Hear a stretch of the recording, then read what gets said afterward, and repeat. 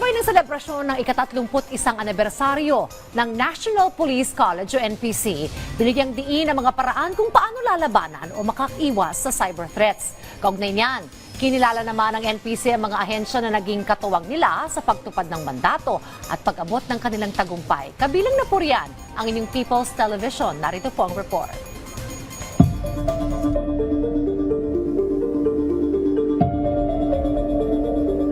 Hindi lingid sa kaalaman ng nakararami ang patuloy na paglaganap ng cyber threats dito sa ating bansa. Lalo tayo ay namumuhay sa digital age, kung saan ang paggamit ng gadgets at iba't ibang applications ay parte na ng pamumuhay ng ilan. Kaya naman sa pagdiriwang ng 31st founding anniversary ng NPC o National Police College na may temang Cyber Resiliency through Education, Building Safer Communities Together, ay binigyan ng focus sa mga paraan kung paano labanan o makaiwas sa cyber threats. So we have a new domain as far as national security is concerned. Ito yung tinitingnan natin, okay? There are so many cyber crimes, malign influences, and all of these activities concerning cyber. And therefore, we are on the right track. I was part in the creation of the National Cyber Training Institute of the PPSC. I'm proud that they have already finished the first 50 police officers. We need more cybersecurity experts.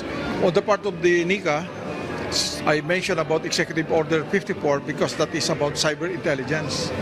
And we are also doing our level best to be able to cope up and to the new challenges. Marami rin ang nakisuporta sa opisyal na pagpirma sa MOA o Memorandum of Agreement kung saan ang ilang ahensya sa loob at labas ng bansa ay magkakaroon ng collaboration sa National Police College o NPC upang mapahusay pa ang edukasyon para sa mga public safety officers ng bansa.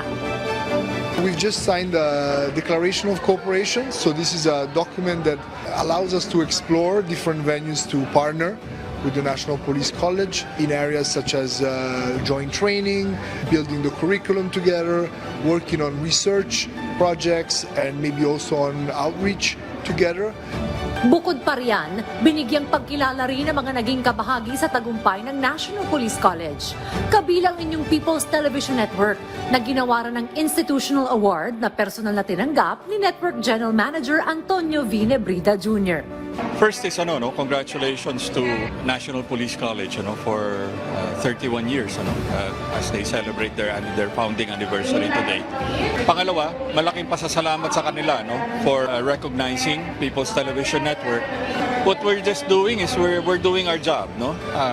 It's part of the mandate to be able to share, disseminate the knowledge and information, for example, of the many successes and achievements of the National Police College. It also serves as a springboard for People's Television for greater collaboration.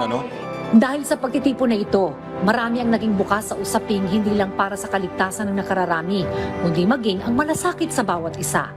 Gaya sa isang tahanan, sila ay nagmamahalan na parang isang pamilya. Happy 31st Founding Anniversary, National Police College! You have home